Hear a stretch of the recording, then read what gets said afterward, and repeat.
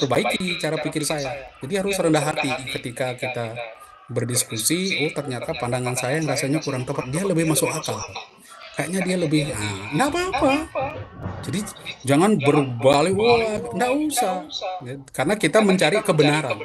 Ya, prinsip kita tuh di dalam diskusi, di dalam debat, kita mencari kebenaran. Kita mempunyai pandangan yang kita rasa benar dan kita bisa mempertanggungjawabkan.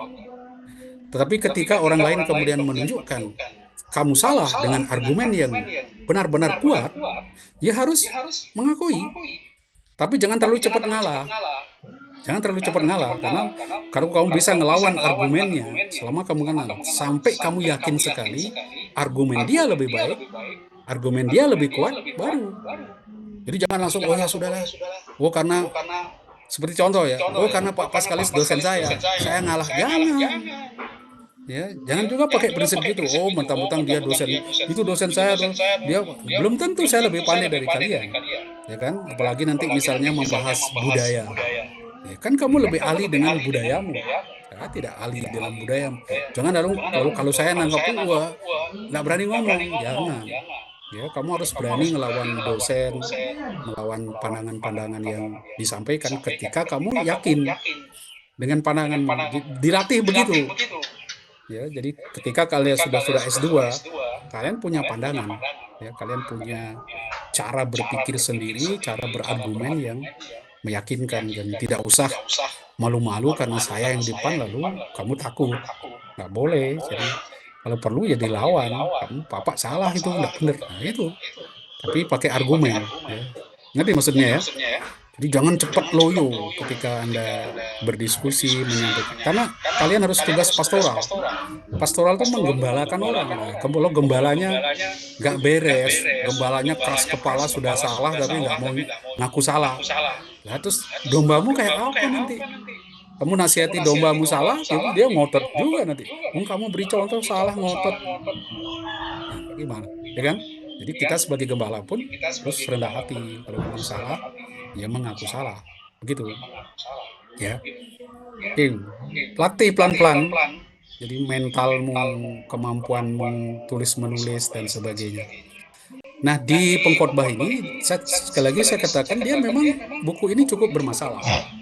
Cukup bermasalah mulai dari awal sekali ketika orang Yahudi abad pertama mau menentukan teks ini masuk kanonik atau tidak. Mereka berpikir ini bukan teks kanonik, bukan firman Tuhan, karena isinya sia-sia. Lalu ada satu dosen yang tadi saya katakan, saya kritik. Dia katakan teks pertama itu Hebel Habalim, perkataan pengkhotbah anak Daud. Coba lihat di pasal 1 ya. Ya, perkataan pengkhotbah anak Daud, raja di Yerusalem. Kesia-siaan belaka, kata pengkhotbah, kesia-siaan belaka, semuanya sia-sia. Nah, ini kan jelek sekali, semuanya sia-sia. Ini bagaimana? Iman kan mengacu kepada harapan, bukan kesia-siaan. Orang lalu berpikir teks ini tidak benar. Lalu terjadi perdebatan, akhirnya toh masuk ke dalam buku kanonik, karena memang isinya setelah orang dalami, memang luar biasa. Lalu tadi saya katakan ada satu orang yang YouTuber yang merasa dirinya paling hebat, lalu dia katakan terjemahan lembaga Alkitab sia-sia itu salah. Dia bilang ini tentang usia yang pendek. Habel Habalim itu usia pendek, memang bisa punya makna pendek. Tapi di sini tidak ada, bukan namanya kesannya itu mengatakan pendek belaka, kata pengkhotbah, semuanya pendek, usianya pendek. Saya kira karena dia katakan ini firman Tuhan, tidak mungkin firman Tuhan mengajar kesia-siaan. Tapi saya katakan, ini memang dia bicara tentang kesia-siaan, tapi apa yang dia maksud? Mengapa dia mengatakan segala sesuatu sia-sia? Dia tidak tahu teologinya, ya. Ambil itu saja lalu merasa, wah, ini salah, kalimatnya salah, terjemahannya salah. Kok orang diajar untuk melihat segala sesuatu sia-sia? Saya katakan benar, Habel Habalim di dalam bahasa Ibraninya memang pertama-tama maknanya kesia-siaan. ya, seperti asap kosong kehampaan. Walaupun punya makna juga pendek, ya, suatu yang pendek yang tidak berguna. Ada unsur begitu, tapi lebih utama di sia-sia. Jadi jangan terpengaruh ada orang yang mengatakan ini salah di dalam menerjemahkan. Juga lihat terjemahan-terjemahan di dunia, mereka rata-rata menggunakan vanity, ya. Vanity itu kesia-siaan. Oke. Nah, penulisnya seperti sudah berkali-kali saya katakan, semua teks-teks hikmat itu membuat dirinya seakan-akan Salomo. Jadi judulnya Anda lihat, kalau Anda baca perkataan pengkhotbah anak Daud, raja di Yerusalem. Udah pikirannya kemana? Pasti tentang Salomo. Seakan-akan yang ngomong ini Salomo. Lihat di ayat 12. Aku pengkhotbah adalah raja atas Israel di Yerusalem. Jadi dia mengaku seakan-akan dia adalah raja di Yerusalem. Siapa? Ya, anak Daud siapa? Ya Salomo. Tapi sekali lagi, jelas teks ini tidak ditulis di dalam oleh Salomo. Tidak mungkin. Pertama, karena tahun penulisannya itu jelas sekali. Dia memakai bahasa Ibrani namanya Late Biblical Hebrew. Bukan Ancient Biblical Hebrew. Bahasa Ibraninya tuh beda sekali dengan bahasa Ibrani kuno. Ya, saya tahu demikian karena yang merevisi terjemahan pengkhotbah ini saya. Jadi saya merevisinya, lalu kata Kohelet ini, ya, sebetulnya dalam bahasa Ibraninya dia disebut Kohelet, artinya kahal, itu pertemuan atau jemaah majelis. Jadi itu maknanya sebetulnya kata Kohelet, kata jemaah. Tapi akhirnya mengapa diterjemahkan pengkhotbah? Karena siapa yang di dalam pertemuan itu ngomong, ya pengkhotbahnya. Dari situ, sebetulnya di dalam bahasa Inggris, itu juga dalam bahasa Latin, karena diambil dari Yunani, dia disebut Ecclesiastes atau Ecclesia. Perhatikan, kalau kamu nanti lihat teks Yunani, teks Latin, jangan cari ambil terjemahan pengkhotbah, lalu kamu terjemahkan pengkhotbah, preacher. Lalu kamu buka kitab bahasa Inggris, Alkitab bahasa Inggris, kamu cari preacher. Nggak ketemu. Nggak ketemu kitab yang namanya preacher, itu nggak ada. Pengkhotbah. Yang ada Ecclesiastes. Ecclesias dari Ecclesia itu kan gereja, jemaah. Karena Kohelet, pengkhotbah, itu dari kata kahal, mengumpulkan, bertemu. Nah, itu jemaah, jemaah yang berkumpul. Mengerti? Jadi nama kitab ini di dalam bahasa Ibraninya itu Kohelet. Kohelet. Dari kata kahal, artinya pertemuan. Tapi di dalam bahasa Inggris, bahasa Eropa, mereka umumnya memakai kata Ecclesiastes atau Ecclesia, gereja, Ecclesiastes. Ya, artinya gereja ini dekat dengan jemaat, orang yang berkumpul. Itu. Tapi kita menerjemahkannya dengan pengkhotbah di dalam Alkitab kita. Mengapa? Ini saya berikan alasannya. Jadi yang namanya kahal berkumpul tadi atau jemaah kan orang yang berkumpul, di situ ada orang yang mengajar. Nah, oleh Luther kitab ini diberi nama Prediger. Prediger artinya pengkhotbah. Karena prediger ini orang yang mengajar di pertemuan-pertemuan tuh, lalu dipakai kata Prediger, bahasa Jerman ini. Oleh orang Indonesia, khususnya dulu orang-orang Belanda, karena bahasa Belanda dengan bahasa Jerman tuh dekat sekali. Sampai-sampai orang Jerman biasanya mengolok orang Belanda, dia katakan, kamu itu bahasamu tuh dialeknya Jerman. Nah, itu mereka marah. Ya, mereka anggap dialek kelas rendahnya Jerman. Ini prediger. Nah, kita orang Indonesia akhirnya ikut prediger ini menjadi pengkhotbah. Jadi orang yang mengajar di kahal, di pertemuan, di jemaah. Padahal di dalam bahasa Inggris, bahasa-bahasa Eropa umumnya dipakai ecclesia, ecclesiastes. Itu gereja. Ya, ecclesia. Bedakan dengan ecclesiasticus. Nah, kamu harus hati-hati. Ecclesiasticus, ya, nanti itu adalah kitab dari kebijaksanaan, ya, kebijaksanaan Salomo. Itu disebut ecclesiasticus. Ya, beda sedikit nanti. Oke, itu tentang nama ya. Nah, kita lihat ini, jadi dia anak Daud, orang paling bijak ya, sehingga memakai nama seakan-akan dia Salomo. Itu sekali lagi hanya untuk otoritas. Jadi, tapi jelas teks ini bukan Salomo. Alasannya, ini kalau Salomo itu kan hanya untuk otoritas ya, supaya bisa masuk ke kanon, diakui. Nah, saya beri alasan bukan Salomo. Mungkin ini bisa Anda pegang, walaupun Anda tidak tahu persis ya. Tapi ini dasar mengapa saya katakan bukan dari Salomo.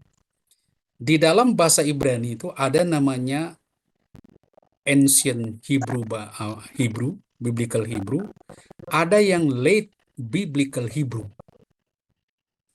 Nah, Ibrani kuno, ancient Hebrew, itu sekitar tahun 1100 sampai tahun 1000. Kemudian ada yang namanya Ibrani standar, berlaku sekitar tahun 1000 sampai 550. Kemudian barulah late biblical Hebrew, tahun 550 sampai tahun 200 sebelum Masehi. Itu namanya late biblical. Jadi setelah 550, setelah pembuangan Babel. Nah, mengapa ini penting tahu? Seperti Anda di dalam bahasa Indonesia, nah, kamu tidak mengalami ya zaman kuno sebelum ejaan yang disempurnakan, EYD, ya, tahun 60-an. Orang kalau menulis sesuatu itu, misalnya kata U itu OE, maka Soekarno tulisannya Soekarno, Soeharto, ya. Kalau J itu DJ, DJ itu sama dengan J. C itu TC, TJ, itu C. Jadi kamu bisa tahu, kalau kamu menemukan tulisan Jaya Suprana pakai DJ, DJ A Suprana, itu berarti Soe Prana, nah itu berarti tahunnya itu tahun kuno, bahasa Indonesia yang sebelum tahun 70-an. Ya, jadi ketika kau temukan kata itu, oh kau tahu ini kuno. Tapi kalau kau tahu itu kemudian, nah sudah berjadi, nggak mungkin dia sebelum tahun itu. Itu caranya. Dari bahasa itu kita bisa tahu kitab ini kira-kira tahun berapa. Tidak mungkin tahun sekian. Itu bisa tahu. Nah, salah satu contoh ini, kitab pengkhotbah ini tidak mungkin dari Salomo. Karena dia memakai late biblical Hebrew. Nah, kamu nggak tahu ya bahasanya, tapi saya kasih tahu aja. Coba percaya aja kamu. Ya. Karena apa? Saya melihat, saya sendiri merevisi terjemahannya ini. Contoh sederhana. Di Hebrew standar dan late biblical ancient Hebrew ya, Hebrew kuno, kata yang itu di dalam bahasa mereka itu Asher namanya, Asher. Dan Asher itu berdiri sendiri. Tetapi di dalam late biblical Hebrew, kata yang itu, Asher yang kuno itu, dia menjadi C. Dan C itu ditempelkan di kalimat sebelumnya, di kata sebelumnya. Misalnya, Tuhan yang, maka Tuhan C. Tuhan C, Adonai C. Kalau dia lama, Adonai Asher, Tuhan yang. Itu kuno. Jadi ketika Anda membaca C, semua, jelas ini late biblical Hebrew. Tidak ada di zaman ini. Tidak ada di zamannya Salomo, tidak dikenal. Jadi kita sudah tahu, oh, tidak mungkin ditulis di zaman Salomo. Mengerti ya? Jadi dari bahasa itu kita tahu, tidak mungkin buku ini ditulis tahun sekian oleh Salomo. Itu tidak mungkin. Kedua, kita menemukan pengaruh bahasa asing di dalam kitab ini. Misalnya, ini di dalam bahasa asing muncul bahasa Aram di situ. Loh, kok ada bahasa Aram? Misalnya Medina. Di dalam bahasa Ibrani, daerah itu bahasa Ibraninya gebul. Gebul. Tetapi di sini Anda tidak akan menemukan gebul, Anda menemukan Medina. Padahal Medina itu bahasa Aram. Bahasa Aram itu dipakai oleh orang Ibrani sejak pemerintahan Babel abad kelima. Karena sejak mereka dikuasai Babel, Babilonia, itu bahasa yang dipakai di Timur Tengah sampai di zaman Yesus memakai bahasa Aram. Ini kayak bahasa internasional, ya, dipakai di situ. Jadi ini kok pakai Medina? Tidak mungkin di zaman Salomo. Zaman Salomo belum ada, belum ada. Orang Israel belum berbahasa Aram, ya. Kemudian muncul juga ada bahasa Persia. Mereka kan dijajah oleh Persia. Di zaman pembuangan kan mereka dijajah oleh Persia, oleh dibebaskan oleh apa tuh Raja Persia, ya, Koresh. Mereka disuruh pulang itu tahun 538. Itu kan baru di situ 530-an, ya, mulai 580-an. Berarti kalau ini memakai nama dan istilah-istilah Persia, misalnya Pardes, dia pakai Pardes, taman bukan Gan. Bahasa Ibrani taman tuh Gan. Nah ini pakai Pardes, nggak bisa dong.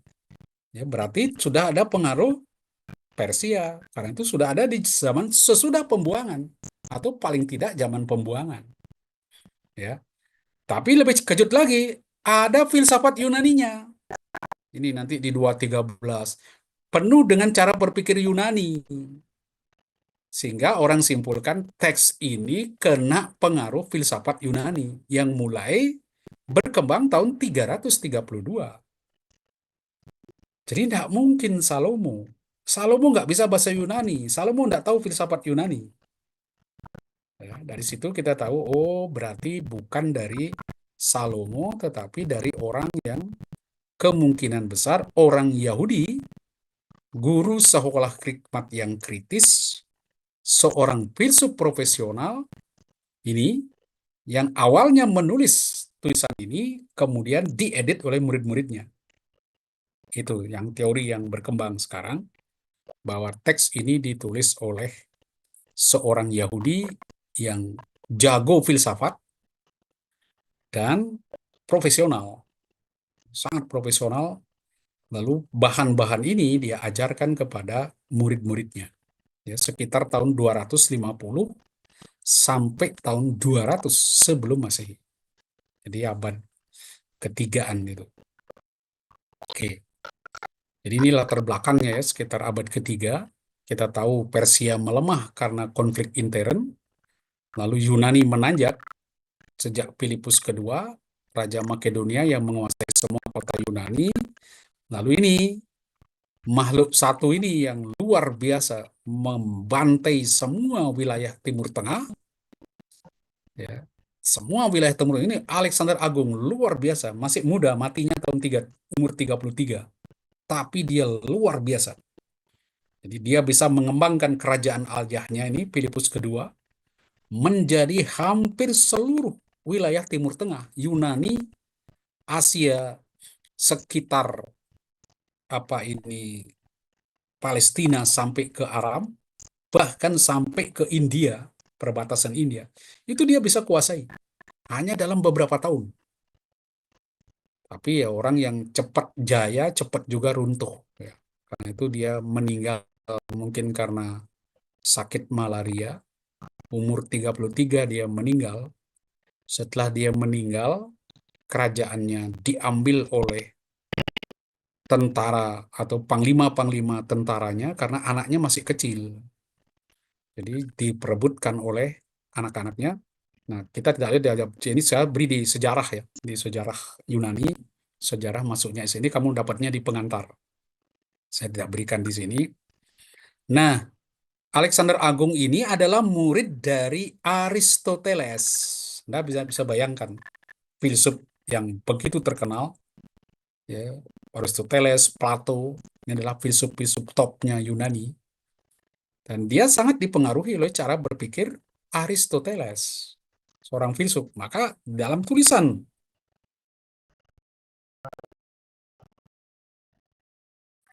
terpengaruh konsep-konsep Yunani. Mana dia mempertimbangkan cara pikir Yunani yang begitu mempesona orang-orang Yahudi. Ini pengaruh Helenisme yang begitu luar biasa, kebudayaan Yunani ini, ya, terjadi krisis ketegangan antara kebijaksanaan Israel dan filsafat budaya Yunani. Nah ini, jadi ketika Anda membuat satu tema, satu masalah, ini masalahnya apa? Teks ini kenapa harus dibahas, kenapa harus dibuat? Mengapa guru hikmat ini yang ngaku-ngaku dirinya Salomo, seakan-akan dia orang yang paling bijak di seluruh dunia, ngaku-ngaku, mengapa dia ngaku-ngaku demikian? Mengapa terus dia menulis kitab hikmat ini? Karena terjadi krisis iman di kalangan orang Israel, khususnya kaum muda. Kaum muda yang belajar filsafat, belajar budaya Yunani, begitu terpesona dengan budaya Yunani. Dia pikir ini baru namanya pelajaran, ini baru namanya ilmu. Mengajar kita menjadi orang yang berpengetahuan luas, beretika, bermoral. Kitab suci itu apa? Teks-teks suci yang diajarkan kepada kita Torah itu buat apa? Nah ini mulai konflik di situ untuk anak muda. Mereka mulai meninggalkan budaya nenek moyang mereka, menganggap budaya Yunani lebih bagus. Nanti lebih kuat lagi nanti di Sirah dan di kebijaksanaan Salomo yang sama-sama di zaman Yunani.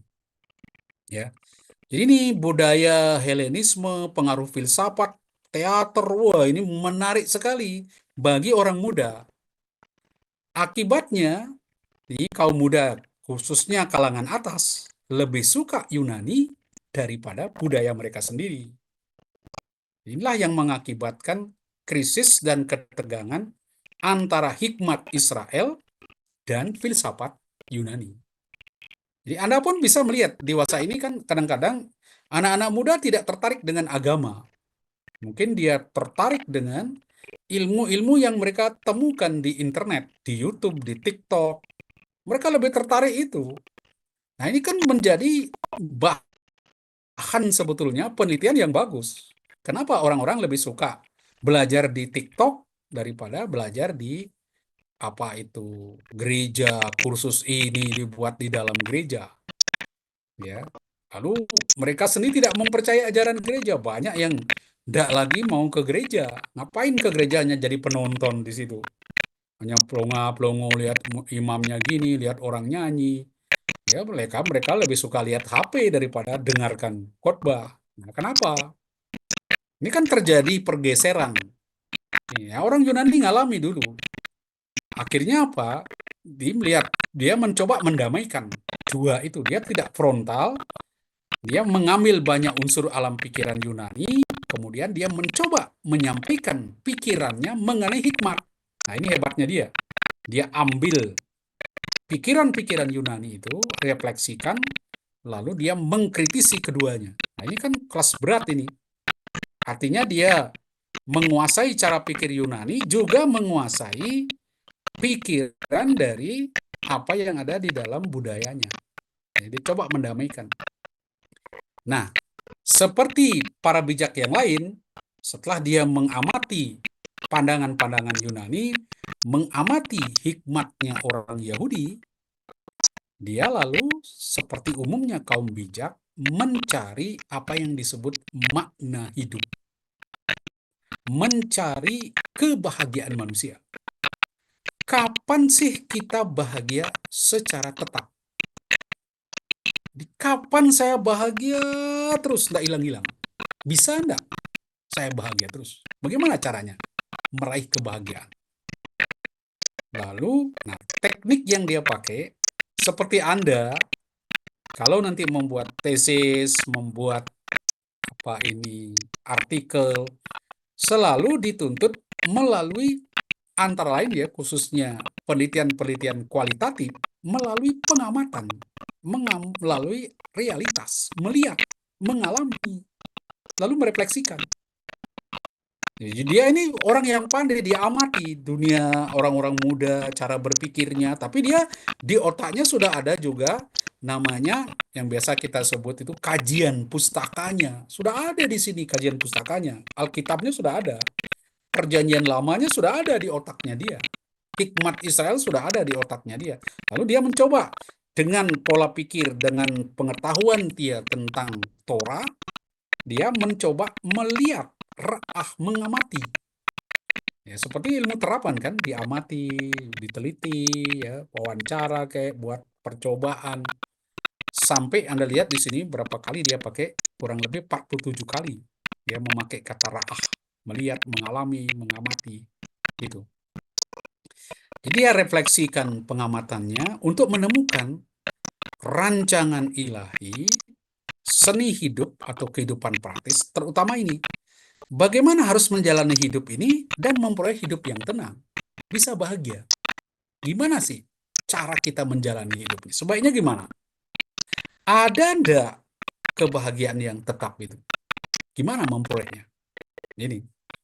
Nah, itu dia coba berdasarkan ilmu yang ada, juga berdasarkan pengamatan. Ini filosofis.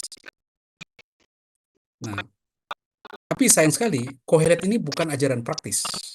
Karena sulit sekali. Dia buku yang masih harus diolah. Jadi Anda kalau baca buku ini, jangan ditelan mentah-mentah. Karena dia baru setengah jadi. Masih harus diolah. Nah, ini penting sekali. Karena itu hati-hati mengajar orang, jangan kutip teks pengkhotbah, lalu, wah ini sabda Tuhan. Segala sesuatu sia-sia. Ah, sudah. Tuhan sudah berfirman, semuanya sia-sia. Jangan. Ini buku yang harus diolah. Harus dipahami dengan baik. Kalau tidak, kalian menyampaikan sesuatu yang menyesatkan kepada orang lain. Ya, karena ini buku yang sulit. Ya, buku kerja. Ya, harus diolah. Nah, apa latar belakangnya? Jadi kita perlu tahu kenapa teks ini ditulis. Latar belakangnya orang menemukan hikmat tradisional tidak sesuai dengan realitas. Ini sebetulnya yang dilihat. Sama seperti di Ayub, hukum retributif tidak baku. Ayub memberontak dalam penderitaannya. Manusia tidak mampu memaafkan tindakan Allah. Kan protes kan Ayub. Ah, ini nggak bisa. Tuhan. Protes Ayub. Ngamuk dia. Tuhan nggak bisa ini. Kohelet enggak. Kohelet juga mengalami hikmat tradisional itu tidak menjawab semua persoalan. Khususnya ketika orang baik menderita. Nah, Kohelet tidak berontak. Dia menggumuli dengan refleksi. Filosofis dia. Filsafat itu kan orang yang merefleksikan. Mengapa? Mengapa? Untuk apa? Gimana? Nah, itu filsafat di sana. Dia tanya. Lalu kesimpulan dia setelah dia refleksikan, manusia tidak memahami rancangan Allah yang melampaui akal budi. Mirip dengan Ayub. Tetapi di Ayub itu kan dia sampai pada pernyataan, saya mengakui Tuhan kau hebat. Ya, dia menarik kata-katanya. Tapi Kohelet seakan-akan dia tuh skeptis, sinis, dan hedonis, pesimis. Sepertinya, kalau orang tidak tahu, orang akan mengira dia begini, skeptis, sinis, hedonis, pesimis. Tapi kalau disimak lebih dalam, dia bukan orang yang skeptis, bukan orang yang begini, tapi orang yang realistis. Kohelet itu sangat realistis. Nah, ini yang banyak orang tidak mengerti. Sehingga mencoba kalimat-kalimat di dalam tulisannya itu mau diubah. Enggak bener gini, enggak terima. Teksnya bagus sekali. Ini enggak usah diubah-ubah atau terjemahannya juga dicoba dikait-kaitkan supaya masuk akal, supaya benar. Jangan. Ya, enggak usah. Jadi ikuti apa yang ada di situ. Nah, kita coba lihat bagaimana cara berpikirnya Kohelet. Jadi logika pikirnya yang harus Anda pahami. Gini, dia akan mencari makna nilai hidup yang tetap, yang pasti. Bahagia saya itu tetap. Ada enggak kebahagiaan yang tetap? Ada enggak makna hidup yang bisa saya pegang? Nah, ini selamanya. Ada enggak?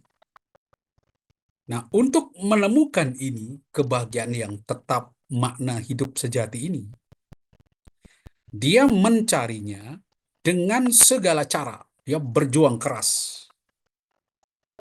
Dalam perjuangannya ini, dia menggambarkan dirinya sebagai Salomo yang berjuang mencari kebahagiaan sejati, makna hidup yang tetap.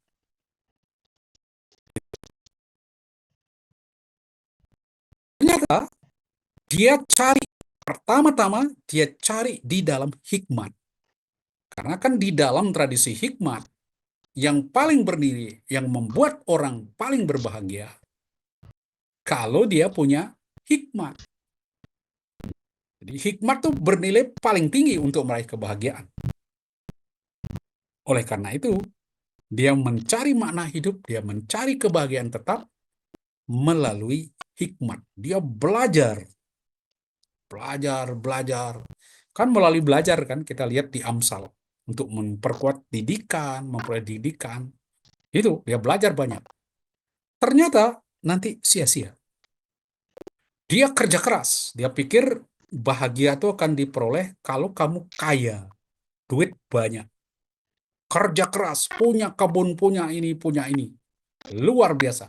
Salomo itu kan raja yang paling kaya. Karena dia tidak mau perang.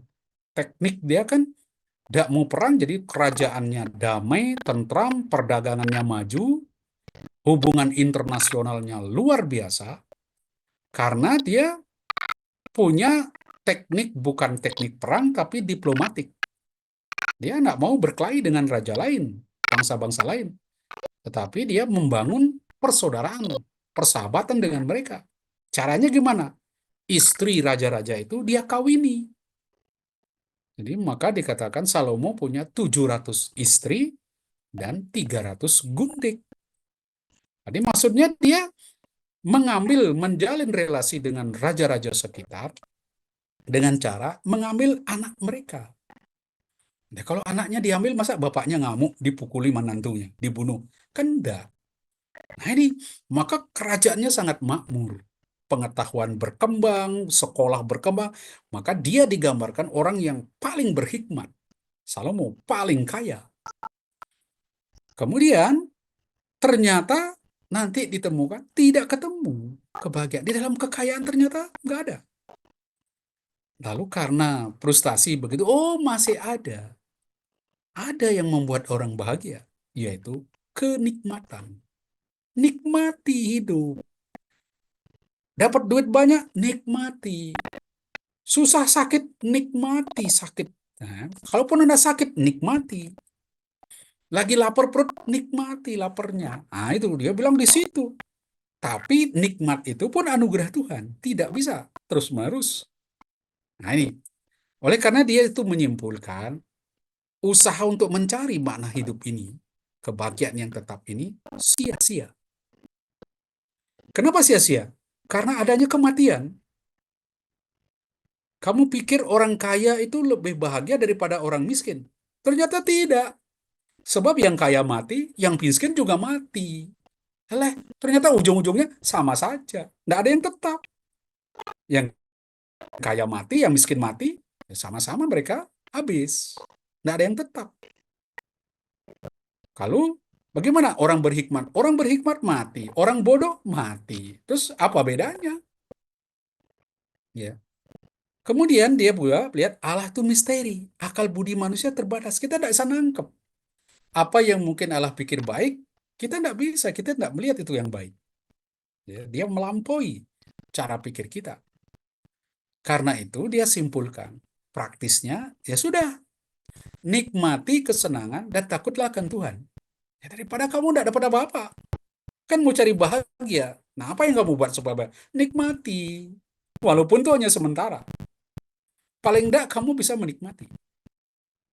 Nah, akibatnya, karena dia begitu menekankan kenikmatan, orang menganggap dia hedonis, kaum hedonis.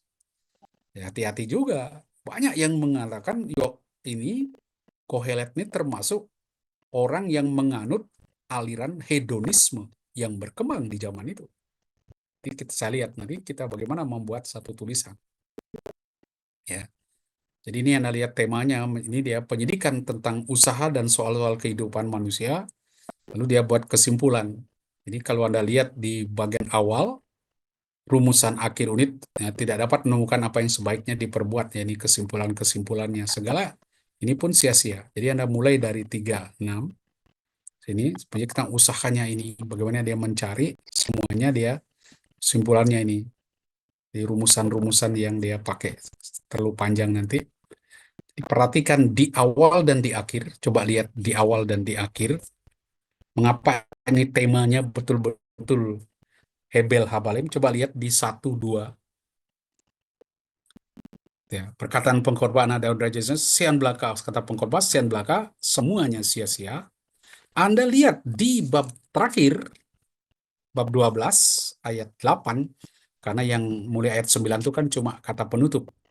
Lihat di ayat 8 pasal 12, kesia-siaan belaka kata pengkhotbah, semuanya sia-sia. Hebel. Hebel di dalam bahasa Ibrani memang artinya kesia-siaan, bisa bingkai, bisa hembusan napas, jadi makanya pendek, uap, tak bernilai. Itu maknanya. Memang hembusan napas itu kan pendek, tapi itu di ngotot. Ini mesti bukan, ini lebih ke artinya sia-sia, tidak berharga. Usaha manusia tidak bernilai tetap, tidak ada untungnya. Apa gunanya? Jadi ya selalu nanti ulang kata Ibrani, yitrun. Apa gunanya? Apa gunanya? Selalu dipertanyakan, apa gunanya? Semuanya sia-sia. Sekarang kan tidak ada gunanya. Usaha manusia tidak menghasilkan hal yang baru. Tidak ada gunanya. Semua berputar seperti lingkaran setan, semuanya tak terkatakan, lupa karena kematian. Jadi tidak ada hal baru di dunia ini. Semuanya yang dulu ada, sekarang ada. Jangan bilang, ini baru, dulu sudah ada. Semuanya cuma berputar seperti lingkaran setan. Jadi sekali lagi, dia gagal di sini mencari hikmat, ya, menikmati kesenangan dengan bekerja keras. Kemudian sumber hikmat yang berbuat dalam angsal, kalau menilai hikmat dibandingkan kebodohan, ya, dia tidak temukan itu. Ini singkat kata, dia tidak bisa menemukan makna kehidupan yang tetap walaupun sudah mencarinya dengan hikmat, tapi dia gagal. Ini misalnya, saya beri contoh. Dia mencari hikmat, setelah hikmat seperti Salomo, dia berkesimpulan, dia mengerti dirinya seperti Salomo. Lalu apa? Di pasal 1 ayat 18 misalnya, dia katakan, ya, sebab di dalam hikmat, banyak hikmat, ada banyak kesalahan, dan siapa memperbanyak pengetahuan, memperbanyak kesedihan. Nah itu, makin banyak belajar, makin banyak susah. Makin banyak tahu, makin banyak menderita. Mendingan nggak usah tahu, enak, hidup tentrem. Dia dulu pikir makin kita tahu, makin kita punya hikmat, wah kita makin bahagia. Makin dewa. Ternyata tidak. Makin banyak pengetahuan, makin banyak susah. Apa? Ya ini. Jadi kesimpulannya semua sia-sia. Makin kaya, makin susah. Karena apa? Orang kaya mau orang pun akhirnya mati. Saya kerja capek-capek, yang saya pikirkan, waduh, yang menikmati pekerjaan saya nanti siapa? Orang yang setelah saya. Iya, kalau dia lakukan seperti yang saya harapkan, kalau kemudian disia-siakan, dipakai untuk hal yang lain, waduh, lebih ngenes lagi. Nah, itu dia. Pikirannya banyak begitu. Karena kematian ini, adanya kematian.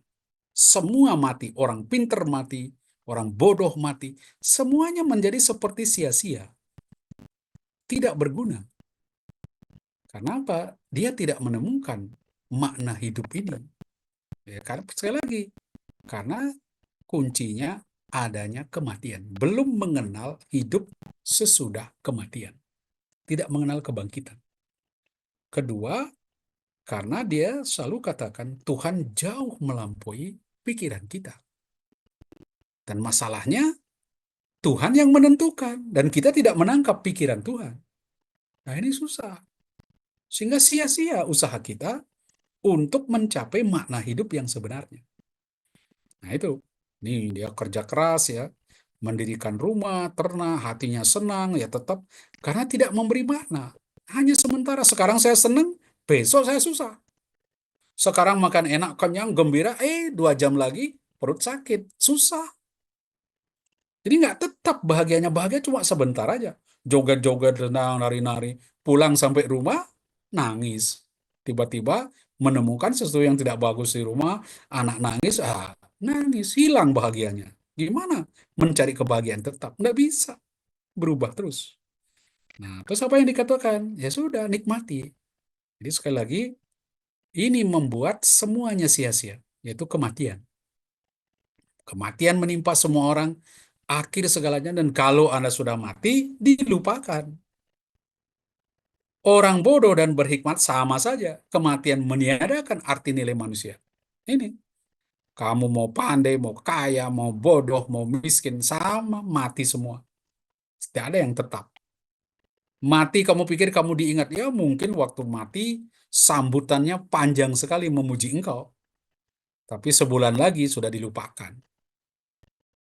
Suami yang mengatakan setia sampai mati sisa, istri meninggal baru 2 bulan, sudah kawin lagi, sudah lupa. Nah, gimana?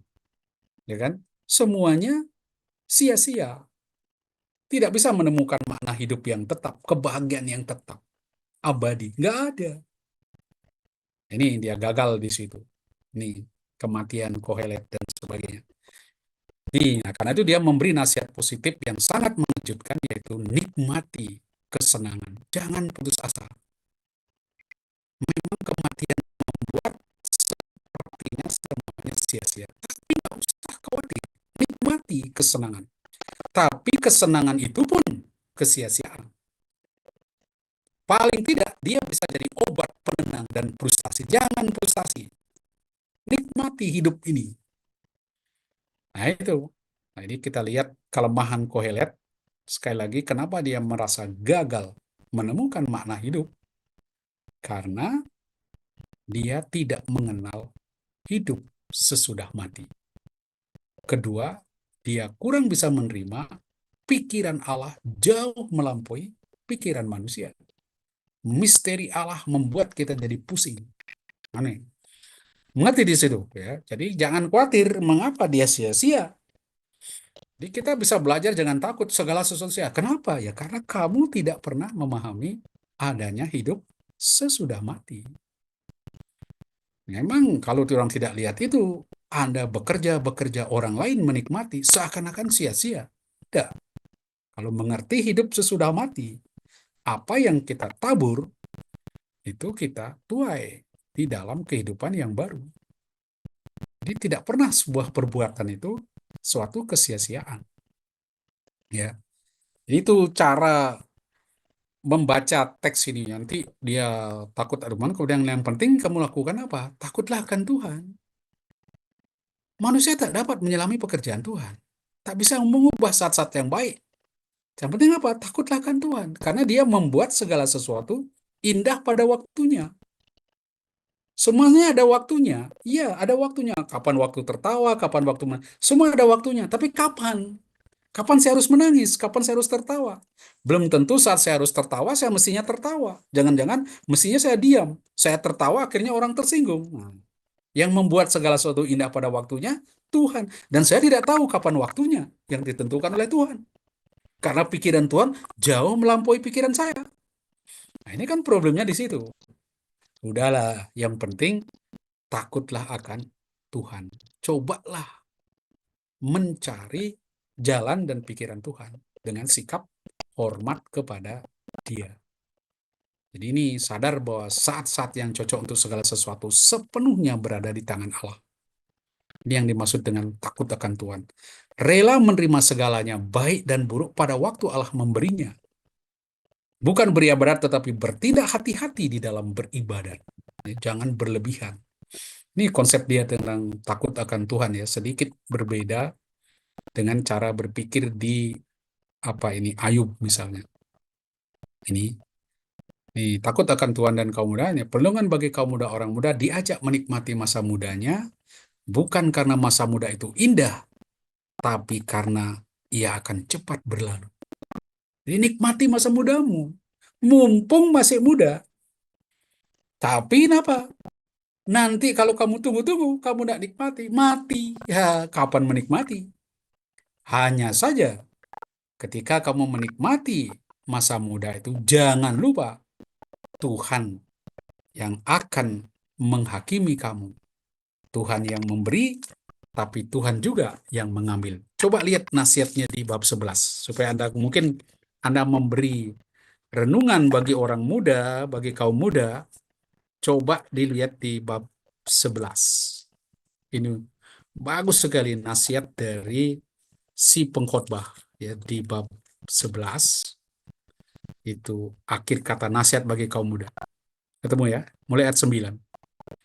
Bersukarialah hai kaum muda dalam kemudaanmu. Biarlah hatimu bergembira pada masa mudamu. Turutilah keinginan hatimu dan pandangan matamu. Tetapi ketahuilah bahwa karena segala hal inilah Allah membawa engkau ke dalam penghakiman. Nah, itu jangan lupa. Nikmati, gembira, tapi jangan lupa ya, takut akan Tuhan. Karena nanti kamu akan dihakimi. Wah, itu bagus ya, dia bisa nasihat di situ. Oke, saya beri sedikit cara kita membaca teks ini, misalnya yang saya beri contoh. Beri contoh, misalnya begini. Ketika engkau membahas sebuah teks, tadi kan saya katakan pengkhotbah itu banyak ngomong tentang menikmati hidup. Ya.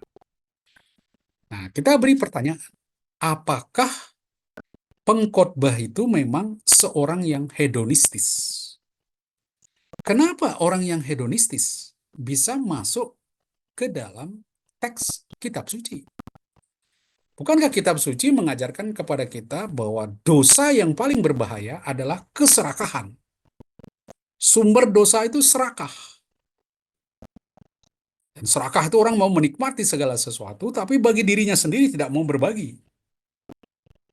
Nah, bagaimana? Apakah pengkhotbah ini penganut aliran hedonistis? Bukankah di zaman itu hedonistis kuat sekali?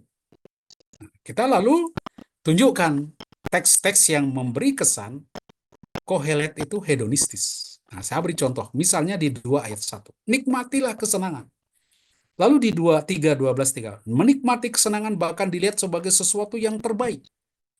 Aku tahu bahwa untuk mereka tidak ada yang lebih baik daripada bersukaria dan menikmati kesenangan dalam hidup mereka. Juga bahwa setiap orang dapat makan, minum, dan menikmati kesenangan dalam segala jerih payahnya. Tapi itulah pemberian Allah.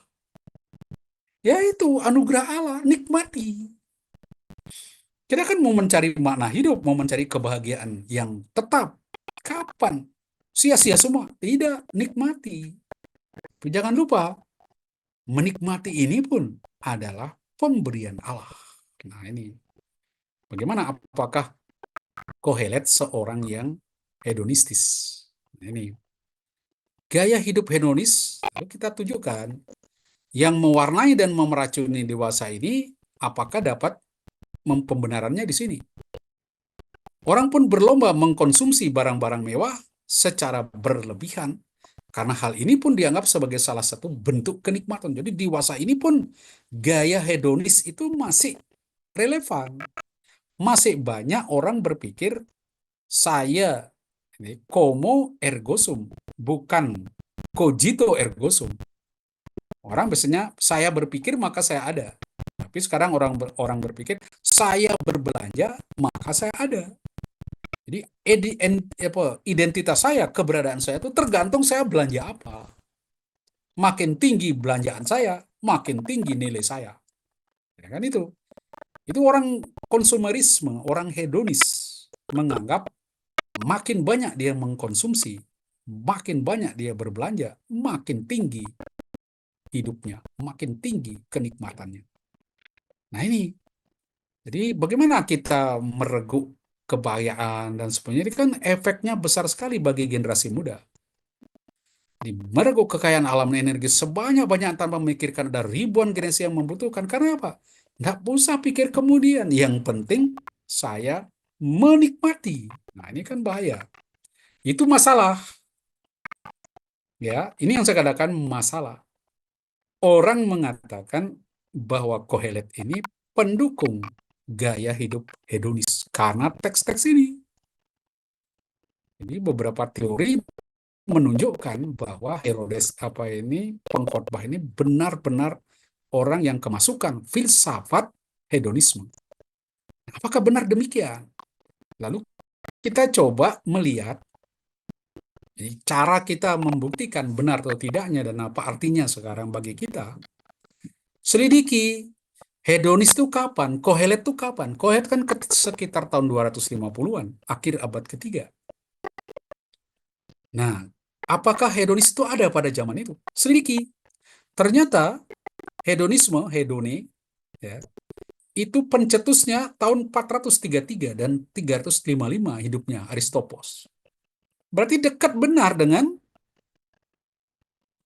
si penulis pengkhotbah yang tahun 200-an, berarti setelah tahun 300-an.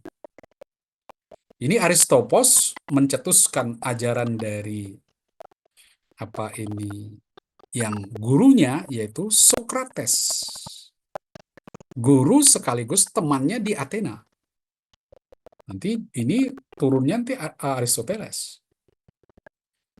Dia memikirkan ya, mengembangkan pemikiran Sokrates dari Aristopos. Yang ini Sokrates filsuf Yunani. Dan jangan lupa, pengkhotbah ini sangat dipengaruhi oleh pemikiran Yunani. Bahasanya pun banyak di situ punya filsafat Yunani. Nah, Sokrates katakan, mengamati bahwa setiap manusia yang hidup di dunia ini pasti mengejar suatu tujuan. Tujuannya apa? Tujuan yang memberi arah hidupnya apa? Yaitu mencari yang baik. Yang baik itu apa? Ketika manusia mencapai tujuan meraih apa yang baik, apa yang diinginkan, ia merasa puas dan bahagia. Nah ini, Kohelet kan mencari kebahagiaan. Kapan bisa? Ketika menemukan yang baik. Lalu yang baik itu apa? Saya bahagia, saya puas ketika menemukan yang baik. Nah yang baik itu apa? Di dalam konsep hedonisme, ya, dari filsuf ya, dari Sokrates yang kemudian dikembangkan oleh Aristopos. Nah, menurut Aristopos, dia lalu kembangkan pandangan gurunya, dia katakan, yang baik adalah yang menyenangkan. Loh, kok bisa yang baik ada yang... Oh, lihat saja anak kecil. Anak kecil kan selalu mencari apa yang senangnya, apa yang memberi dia kenikmatan. Ibu jarinya nikmat, ya itu dia nikmati. Ya itulah tandanya bahwa yang baik yang dikejar manusia adalah yang menyenangkan. Nah, kenapa kesenangan harus disebut? Bukan kesenangan tanpa batas, karena dapat menyebabkan kesusahan. Apa kesenangan yang macam apa? Melainkan kesenangan maksimal dengan kesusahan minimal. Itu yang harus dicari. Jadi supaya jangan keliru, manusia harus menggunakan rasio di dalam mengejar kenikmatan. Pakai otak. Jangan sembarang bilang tuh nikmat, enak, menyenangkan. Belum tentu. Ada yang senang sebentar, susahnya panjang. Itu. Lalu hedonisme Aristopos ini dikembangkan oleh Epikuros. Ini karena lihat, dia makin dekat dengan Kohelet. Nah, lihat nih, ini sudah dekat sekali dengan tahun lahirnya Kohelet. Nah, ini dikembangkan oleh Epikuros yang sama dengan filsuf Yunani yang lahirnya di Samos Athena, orang filsuf Yunani juga. Nah, menurut Epikuros, kenikmatan merupakan satu-satunya yang baik, yang menjadi awal dan tujuan hidup bahagia. Nah, Kohelet kan cari hidup bahagia yang tetap. Nah, ini apa? Satu-satunya apa? Kenikmatan. Kenikmatan meliputi kenikmatan jasmani berupa tiadanya rasa sakit, ada kenikmatan rohani, yaitu ketenangan jiwa, dan Epikuros sangat menekankan ketenangan jiwa, bebasnya manusia dari ketakutan. Sebab manusia di dunia selalu gelisah karena dihantui oleh 3 ketakutan, takut akan kemarahan para dewa, kematian, dan nasib. Jadi ini penting, tenang jiwanya, sehat badannya. Nah, itulah nikmat, itulah kebahagiaan. Nah, itu yang dikejar. Nah, ini hedonis paham saya. Kemudian berkembang. Jadi selama ini ya oke-oke aja kita lihat ya orang mengejar takut akan kemarahan para dewa, kematian nasib, lalu orang cari ketenangan jiwa, cari kenikmatan jasmani yang tidak ada rasa sakit. Nah, kemudian ini berkembang. Roma, penguasa Roma, mengajak orang untuk menikmati hidup sepuas mungkin. Misalnya, Coromemus nostrosis, cras die enim moriemur. Ya. Coromemus nostrosis. Jadi mari kita korone memahkotai nostrosis. Ya. Memahkota diri kita dengan rosis, ya, dengan bunga mawar. Keras, sebab besok ya, die enim, keras, moriemur, kita akan mati. Jadi mumpung masih hidup, puaskan segala nafsumu dengan menumpuk segala harta dan meraih kehormatan. Nah ini diartikan lain, negatif mulai. Yang awalnya sebenarnya cukup positif. Misalnya carpe diem quam minimum credula postero. Petiklah hari dan percayalah sedikit mungkin akan hari esok. Jadi maksudnya gitu, carpe diem, diam ya, petiklah hari. Jadi petiklah hari dan percayalah, ya, quam minimum credula postero. Karena jadi memanfaatkan hari ini secara lebih optimal, maksudnya gitu. Dan tidak menunda sesuatu untuk hari esok. Maksudnya kamu kerja satu hari itu yang seefektif mungkin, jangan ditunda-tunda. Tapi diartikan lain. Diartikan makan dan minumlah karena esok kita mati. Nah, lain sekali. Tapi itu semboyannya. Orang menikmati hidup, ya, mencari kesenangan. Demikian kita lihat apakah ini. Jadi ketika kita membahas satu teks, saya beri contoh di sini. Ya, cari masalah. Pengkhotbah ini hedonis atau tidak? Banyak yang bilang dia itu hedonis, ini merusak, akhirnya semua sia-sia. Nah, apa buktinya? Dia banyak bicara tentang menikmati hidup. Bahkan itu pemberian dari Allah. Nggak bisa apa-apa, sudah yang penting nikmati hidup. Apa itu hedonis? Oh, hedonis itu memang satu filsafat yang mengajarkan bahwa manusia itu mengejar apa yang baik. Itu yang memberi orang bahagia kalau bisa meraih apa yang baik. Dan apa yang baik itu adalah yang memberi kenikmatan. Maka orang mengejar kenikmatan. Cari itu. Nah, dan tahunnya cocok. Berarti kira-kira Kohelet memang dipengaruhi oleh aliran hedonisme di zamannya. Jadi melihat tahun lahirnya dan tempat berkembangnya paham hedonis, tidaklah kecil kemungkinan paham ini dikenal penulis, tetapi apakah dia penganut hedonis? Ini. Jadi kita harus beri argumentasi kita itu di dalam tulisan. Misalnya, Pengkhotbah ditulis pada abad ketiga sebelum Masehi, sekitar tahun 250-an. Hedonis yang baru muncul pada abad keempat sebelum Masehi terus juga berkembang. Tidak tertutup kemungkinan adanya pertalian. Karena di abad itu justru pengkhotbah merasakan menghadapi aliran-aliran yang pasti menganut pandangan hedonisme. Karena kan cukup populer hedonisme di zaman itu. Apalagi situasi orang Yahudi, khususnya anak muda, dilihat dengan pengamatan, kelihatan sekali mereka menganut orang-orang yang ingin menikmati hidup. Ya, senam, ya, mandi, sauna, dan sebagainya. Lalu ini, apa yang dimaksud dengan menikmati kesenangan? Jadi seperti Sokrates, Aristopos, Epikuros, sang guru juga menyelidiki apa yang dikejar manusia. Nah ini, kalau di Sokrates kan mengejar apa yang membahagiakan. Lalu di mana kebahagiaan ditemukan? Dapatkah orang merasa terus bahagia? Bagaimana harus menjalani hidup agar terus bahagia?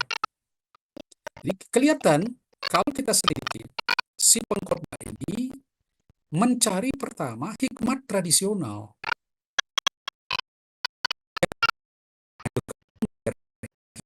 Hikmat dan memiliki hidup yang berbobot, kan itu. Mencari kebahagiaan itu di dalam mengejar hikmat. Nah, dia berjerih payah, dia kejar, itu ternyata kan sia-sia. Jadi berjuang keras seperti Salomo, memang orang bijaksana punya keunggulan daripada orang bodoh. Seperti terang melebihi kegelapan, lebih baik seorang muda miskin tetapi berhikmat daripada seorang raja tetapi bodoh. Penting memang hikmat, penting memang pengetahuan. Namun di dalam banyak hikmat, banyak susah hati. Siapa memperbanyak pengetahuan, memperbanyak kesedihan. Wah, nggak cocok juga. Bukan di situ kebahagiaan, ya kan? Jadi mencari kebahagiaan kemudian di kekayaan kita sudah lihat, ya tadi sudah saya ajarkan bekerja keras, mendirikan rumah, menanam, beternak, menjual, mengumpul. Ini dia cari semua, hatinya senang. Tapi kesenangannya itu hanya sebentar saja. Karena segera ia menyadari bahwa itu pun sia-sia, tidak memberi makna bagi hidupnya. Lagi pula orang yang kaya hari ini, besok bisa jadi miskin. Nah, tetap kan? Tiba-tiba kursnya jatuh, hutangnya jadi banyak, dia tidak bisa bayar hutang, disita barangnya, miskin. Ini kekayaan tidak kekal. Sehingga dalam kekayaan manusia tidak menemukan kebahagiaan yang tetap. Siapa mencintai uang tidak akan puas dengan uang. Dan siapa mencintai kekayaan tidak akan puas dengan penghasilan. Itu juga sia-sia. Jadi semua sia-sia. Dia gagal menemukan kebahagiaan hidup. Kesimpulannya, segala sesuatu sia-sia. Ini. Segala usaha keras manusia mencari hikmat, segala jerih payahnya mengejar kekayaan tidak membawa banyak keuntungan. Apakah untungnya manusia berusaha dengan jerih payah di bawah matahari? Sia-sia. Nah ini, lalu saya coba menikmati kesenangan itu gimana? Guru bersikap realistis. Memang dia kecewa, tapi dia mengingatkan para muridnya akan keuntungan yang dapat diperoleh. Ada bagian atau kesempatan diberikan Allah kepadanya. Bagian itu adalah menikmati kesenangan hidup. Tapi bukan hedonis. Jadi dia mengajak kaum muda menikmati hidup dan bersenang-senang, karena ini tidak ada yang lebih baik. Aku menyadari ini pun dari tangan Allah, ini pun anugerah. Karena siapa dapat makan dan merasakan kenikmatan dari luar dirinya, itu dari Allah. Allah yang bikin engkau. Lihatlah, ya, yang kuanggap baik dan tepat bagi orang ialah makan, minum, menikmati kesenangan dalam segala usaha yang dilakukan dengan jerih payah di bawah matahari, yang dikaruniakan Allah kepadanya. Sebab itulah bagiannya. Ya. Penting bersenang-senang. Tapi, nah ini saya berikan kesimpulannya. Ya, manusia dapat menemukan kebahagiaan dan kenikmatan terbatas dalam hidupnya, dalam persahabatan khususnya. Karena itu orang bijak untuk menikmati kesenangan kecil ini, nikmati. Meskipun itu sia-sia, tapi toh masih menjadi hal yang terbaik. Aku tahu bahwa mereka tak ada yang lebih baik daripada bersuka dia dan menikmati kesenangan. Tapi jangan lupa, ini pemberian Allah. Ya. Jadi banyak yang menduga bahwa pengkhotbah ini awal mulanya berasal dari ini. Nah ini sekelas nih. Ini kuncinya tuh ada di sini. Jadi kuncinya menikmati kesenangan makan minum. Lalu dia tawarkan bagaimana orang menikmati kesenangan dan sebagainya. Saya beri argumentasi di situ. Jadi apa yang mau ditekankan oleh pengkhotbah bahwa semuanya diberikan oleh Allah. Saya berikan hanya kesimpulan ini, memang analisanya memang membutuhkan kemampuan melihat itu. Nah, tapi saya beri kesimpulan di bagian akhir. Apakah pengkhotbah itu seorang yang hedonis? Ketika ada teks begitu banyak, nikmati hidup, nikmati hidup. Nah, apa kesimpulannya? Jadi menikmati hidup itu adalah suatu kemampuan menikmati, ini anugerah dan sekaligus tugas. Orang yang bekerja dan terus bekerja, belajar dan terus belajar, tanpa menikmati semua itu, dalam arti tertentu termasuk melawan kehendak Tuhan. Jadi yang diajar di sini, orang menikmati apa yang dia lakukan, bukan berfoya-foya. Jadi menikmati apa yang ada, menikmati anugerah Tuhan sekecil apapun bagian yang dianugerahkan. Itu yang sebenarnya diminta. Kamu dapat untung sedikit, nikmati. Kamu sedih, nikmati. Jadi dia bukan ngajak orang berfoya-foya. Jadi menikmati hidup bukan saja bagian dia, tapi kepada memainkan juga perintahnya. Bahkan ini diperintahkan. Jadi jangan kamu bekerja tanpa menikmati. Menikmati apa yang ada, mensyukuri bagian yang diperoleh dari Tuhan seperti ini, jelas berbeda dengan hedonis yang berlomba mengejar kenikmatan sebanyak-banyaknya. Jadi itu sudah bedanya. Saya beri kesimpulan di situ. Dia memang sepertinya hedonis, tapi sama sekali tidak. Karena justru dia memberi pikiran positif, kamu nikmati hidup. Itulah pemberian Tuhan. Jangan kerja, kerja, kerja, kejar sesuatu, akhirnya merasa semuanya sia-sia. Karena kamu tidak menikmati. Ya, saya ingat dulu ya, zaman dulu kan tidak ada video-video sekarang, semua lihat orang beli CD. Ya. Untuk memutar lagu, musik, dan sebagainya harus beli CD. Dan CD itu mahal. Ya, apalagi yang klasik, yang buatan Eropa itu kadang-kadang bisa sampai 100.000 satu, atau bahkan 250. Nah, saya punya satu teman dulu, dia tuh suka sebetulnya mendengarkan lagu-lagu. Nah, dan karena dia cukup mampu, dia membeli CD yang mahal-mahal itu. Dia jejer di almarinya. Ketika saya mau pinjam, karena saya lihat, wih bagus-bagus sekali kamu punya CD. Ketika saya mau pinjam, saya buka, ambil, ternyata semuanya masih tertutup plastik. Artinya dia tidak sempat buka. Saya bilang, loh kamu belum dengarkan ini? Belum sempat. Lah terus apa kamu beli begitu banyak? Iya saya senang, tapi saya tidak sempat mendengarkannya karena dia kesibukan. Kerjaan ini, kerjaan itu. Jadi dia tidak sempat menikmati apa yang dia beli. Nah ini, orang kaya tetapi tidak menikmati kekayaannya. Orang miskin tapi tidak menikmati kemiskinannya. Nah itu, sakit tapi tidak menikmati sakitnya. Malah mengeluh, ngomel. Nah di pengkhotbah ini bagus sekali. Itu ya kenikmatan di situ. Nikmati hidup. Walaupun itu singkat. Ya, tapi itu yang bisa anugerah Tuhan. Kita bisa menikmati hidup dan tidak akan melihat segala sesuatu sia-sia.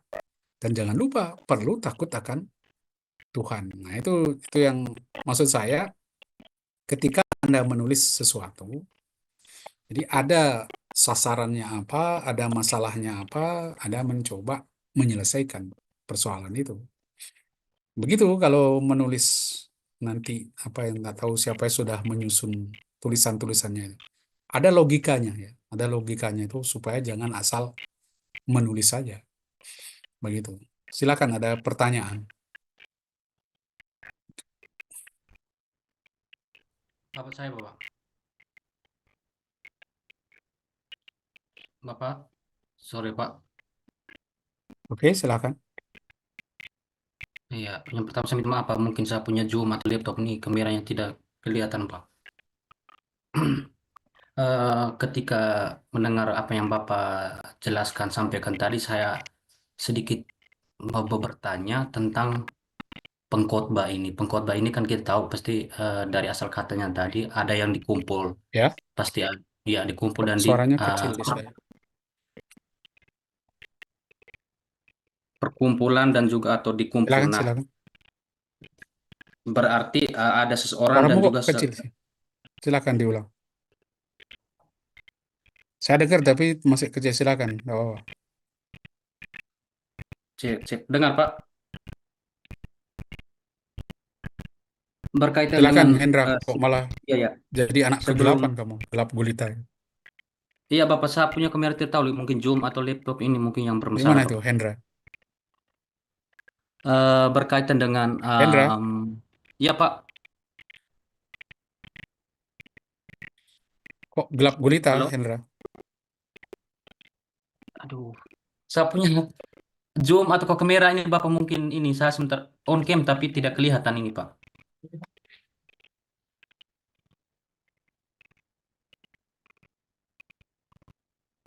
Dari penjelasan Bapak tadi, saya coba berpikir sedikit melihat antara objek dan subjeknya. Maksudnya begini, Bapak. Ya, Dari asal katanya tadi tentang pengkhotbah atau ya, Kohelet tadi, tentang ya, perkumpulan Iglesia tadi, Pak. Nah, saya coba melihat, ya, berarti ada seseorang yang ingin menyampaikan.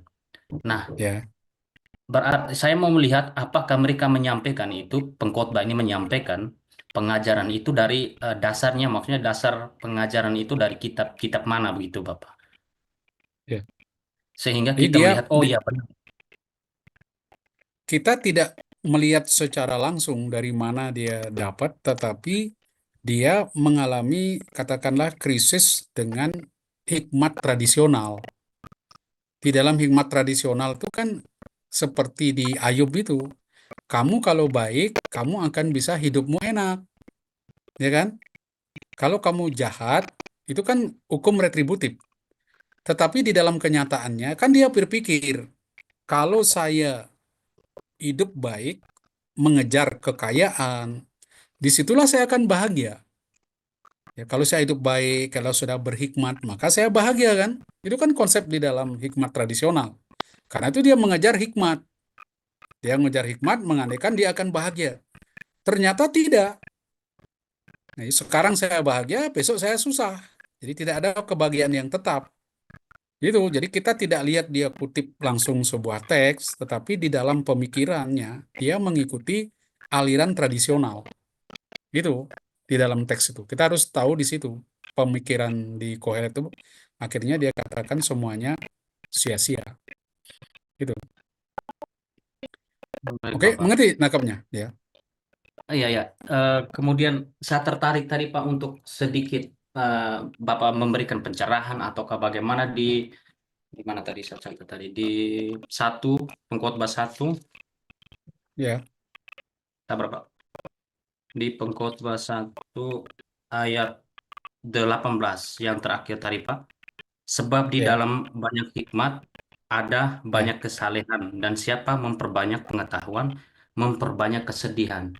Nah, ya. saya coba karena di ini saya ada aplikasi bahasa ininya Pak, saya coba membaca begini Pak. Mungkin minta maaf kalau saya sedikit salah. Kirab, rab, kohma, kak, kemudian yang di bawah yasab, daat, yasab. Mahkop. Nah, saya mau melihat di sini Pak, rab dan rob ini bedanya gimana Pak? Maksudnya kemarin saya juga mendengar kemudian mendiskusi rab ini kalau dari bahasa apa ya saya lupa itu tentang Tuhan. Apakah hikmat? Apakah hikmat itu berasal dari pengetahuan seseorang ataukah dari penyampaian Allah atau Tuhan itu, Bapak? Jadi hikmat nanti di dalam tradisi Israel itu berasal dari Tuhan, hikmatnya. Jadi, nah untuk itu orang harus mengejarnya, mencarinya. Nah, mencarinya di mana? Mengembangkan antara lain pengetahuannya, pengetahuannya akan Tuhan, dan terutama takut akan Tuhan. Itu keistimewaan hikmatnya Israel tuh di sana. Berbeda dengan hikmat kita, mereka nanti tekankan hikmat itu berasal dari Tuhan, dan orang harus mencarinya. Nah, bagaimana mencarinya? Orang harus mendekati Tuhan. Nah, persoalannya yang di Kohelet ini, mengenal Tuhan tuh susah sekali. Karena Tuhan tuh misteri. Apa yang Tuhan pikir, kita mau ingin tahu. Nggak bisa dimengerti. Karena dia terlalu penuh misteri. Begitu di dalam teks itu. Jadi memang di dalam kitab hikmat ini, dia dia mau katakan gini, saya mau mengejar hidup bahagia, hidup yang sejati itu kebahagiaan yang tetap, terus saya ingin bahagia terus. Itu saya harus tahu. Saya harus punya pengetahuan, terutama kan pengetahuan tentang Tuhan, tentang hikmat. Hikmat itu kan pengetahuan mengetahui tentang Tuhan, tentang kehendaknya, supaya saya dapat menjalani hidup secara benar. Ternyata nggak bisa. Jadi dia merasa sia-sia. Malah ketika saya makin banyak tahu, saya makin susah hidup saya. Seperti orang punya pengetahuan. Jadi makin banyak pengetahuan dia, akhirnya dia malah susah. Jadi kalau kau tahu misalnya ada orang korupsi begini-begini, makin susah kak. Waduh kurang ajar kok dia gini. Nah, mendingan kita nggak tahu, aman-aman kan? Nggak tahu, Iya, iya, hidup benar. tenang, nggak mikirin orang. Nah itu dia pikir gitu. Karena dia tidak memahami fungsi dari pengetahuan akan Tuhan itu. Ya, dia masih hanya separuh-separuh karena dia nggak mengerti hikmat Tuhan. Gitu. Ya Iya, kan? Bapak. Makin banyak Dan belajar kan makin banyak susah kamu. benar, Bapak. Saya coba Tadi cari Bapak yang kamu tanya yang di berapa tadi di apa ini eh Ibrani satu berapa kitab apa 118, Bapak. 1:18 ya, yang Iya, ya. dipertanyakan di situ itu tentang apa Rab dengan satu rob. delapan belas, saya tidak lihat ya key.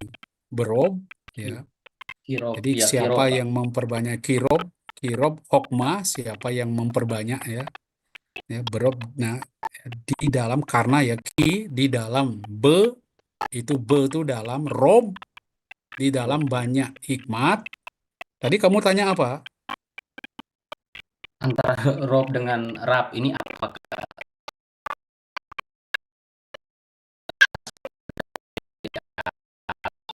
ataukah dari Rob pemahaman? itu artinya banyak. Oh, Rob itu artinya banyak. Jadi sama, rob, rab itu kan ada bentuk apa itu? Ada bentuk maskulinnya, ya. Kemudian ada bentuk apa feminimnya. Itu sebenarnya katanya sama. Yang rob itu kalau dia maskulin, ya. Kalau dia feminim atau nah, itu cuma beda itu aja, ya. Ada atau satu yang lebih ke bentuk apa itu bentuk nounnya, kata bendanya, atau kata sifat. Itu kata yang sama itu. Maknanya tuh sama. Rob dan rab itu dari akar kata yang sama, r apa yod b, sama itu. Jadi tidak ada hubungannya dengan Tuhan-Tuhan itu. Itu kan kalau diterjemahkannya ki ya di dalam bahasa Ibrani-nya ki berob hokmah. Be itu artinya dalam, rob itu artinya banyak. Tapi dia kata benda di dalam banyaknya hikmat. Jadi kalau diluruskan ya, kalau diterjemahkan artinya di dalam banyaknya hikmat itu rab kaham, ada banyak susah hati. Jadi susah hatinya banyak itu, susah hatinya banyak itu. Itu rab itu artinya banyak. Nggak ada hubungannya dengan Tuhan-Tuhan di situ, nggak ada. Itu kamu pikir gimana itu? Kok bisa sampai pikir Tuhan-Tuhan itu dari gimana tuh? tidak, Pak. Saya kemarin sedikit melihat lagi ya ketika berdiskusi kemudian membagi sedikit pemahaman dengan teman-teman Hmm? sebelah, Pak. Nah, mereka Hmm? mengatakan dalam Al-Quran itu di ayat berapa, nomor berapa itu Rab itu sebagai Tuhan atau penyebut untuk ini. Jadi ketika saya membaca di bahasa Ibrani tentang kitab kita punya yang bahas Mungkin tadi, dia saya rab lihat di kata rabi itu mungkin dia tuan itu mungkin ya guru itu mungkin ke sana beda ya mungkin ke rabi ke dalam arti ke guru itu mungkin ya saya nggak tahu di situ tapi rab ini banyak maknanya itu artinya banyak ya, di dalam banyak gitu di dalam banyak hikmat ada banyak kaas itu kesel kurang ajar nah itu loh namanya kasas kaas itu sulit diterjemahkan di TB1 diterjemahkan dengan susah hati. Saya ganti itu dengan kekesalan. Uh, iya gitu loh. Kamu udah tahu gini. Itu mana terjemahan bahasa Indonesia? Saya pakai kesal hati. Kalau susah hati itu, aduh saya susah enggak gitu sebetulnya. Kaas itu, ya, gitu tuh gimana tuh terjemahannya? Kamu terjemahkan. Saya pakai yang baru tuh saya pakai kekesalan. Di dalam banyak hikmat ada banyak kekesalan. Kesel. Kalau orang Jawa mungkin gampang mengartikan. Kesel saya. Jadi ada jengkelnya, ada gimana gitu loh. Kalau susah hati kan kayak orang susah, ada sih unsur susahnya, tapi dia lebih kesel, jengkel. Itu. Kok bisa, kok gini ya, kok gini. Nah, itu. Makin kamu tahu kan, ya saya beri contoh tadi itu. Ketika kita tahu ada teman kita misalnya yang mestinya berbuat baik, tapi ternyata dia berbuat jahat, kan jengkel kita. Wih, tahu dia melakukan itu, kok bisa ya? Gitu. Nah, itu mendingan saya nggak tahu. Kalau saya nggak tahu kan saya nggak susah. Ya, kan saya nggak kesel gitu loh. Jadi makin banyak tahu, makin banyak kita susah. Karena kita nggak boleh diam, kan? Ketika kita tahu kan kita digerakkan supaya melakukan sesuatu, entah memperbaiki atau apa. Nah, ketika kita tidak lakukan kan kita kepikiran, ya, terbawa. Itu. Ya, begitu. Masih ada? eh, pertanyaan tidak ada, Pak. Saya cuma mau konfirmasi dengan Bapak kemarin ketika Ya. bertanya tentang keberadaan Allah itu saya sedikit mau sampaikan Bapak apakah bisa ataukah apakah ada sumber-sumber. Saya mau ambil topiknya begini Bapak. Allah dan Allah dan manusia dalam konflik eksistensial, Pak. Hmm. Itu Jadi mungkin di ada sini sumber-sumbernya. saya konflik keberadaan manusia ya, ketekan ke konflik esensial keberadaan manusia. Kamu Iya, Kak, sebenarnya betul. harus cari eksistensi manusia itu apa, konsep manusia itu, gambar Allah itu seperti apa. Ya, apa yang dimaksud dengan manusia itu citra Allah. Kalau di Islam kan dia pakai kalik Allah. Nah itu Kali ya. gambar itu. Jadi eksistensi kita kan di situ. Kenapa kita kehilangan gambar eksistensi utama kita? Ya, kenapa itu tidak ada di dalam diri kita? Bisa dipakai di situ. Konsep keberadaan manusia itu. Apa sebetulnya manusia? Kodratnya dan sebagainya.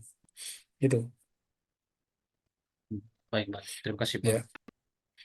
Oke, masih ada pertanyaan? Siapkan ya teks-teks kalian, jangan lalu saya suruh presentasi kalian masih plonga-plongo nanti. Ya, di, coba disiapkan baik dan usahakan nanti bisa jadi artikel apa yang Anda buat, jangan sia-sia. Jadi kerja langsung dua kali, ya, sekali merengkuh dayung, dua tiga pulau terlewati itu. Oke, nanti jangan lupa Ignas ya kasih itu teksnya. Mungkin lagi nanti saya minta kalian ada yang mimpin, paling tidak mimpin doa dan sebagainya. Karena ini seminarnya agak berat, saya tidak berani menyerahkan moderator kepada kalian. Ya, biasanya ini agak berat seminarnya. Nanti kalau tidak bisa mengimbangi seperti yang lalu, moderatornya sebenarnya sudah cukup kuat, tapi dia tidak tegas, ya. Tidak bisa mengendalikan orang-orang liar itu. Tapi ya sudah, nggak apa-apa. Ya, nggak apa-apa, saya sudah biasa digitukan. Ya. Oke, kalau tidak ada Bapak, kita, ya silakan. Bapak, Ya, ini Pak, saya kan memilih berkaitan dengan tugas yang Bapak berikan itu, saya memilih ya, hikmat, Pak. Nah, saya memilih ya, hikmat ini ketika saya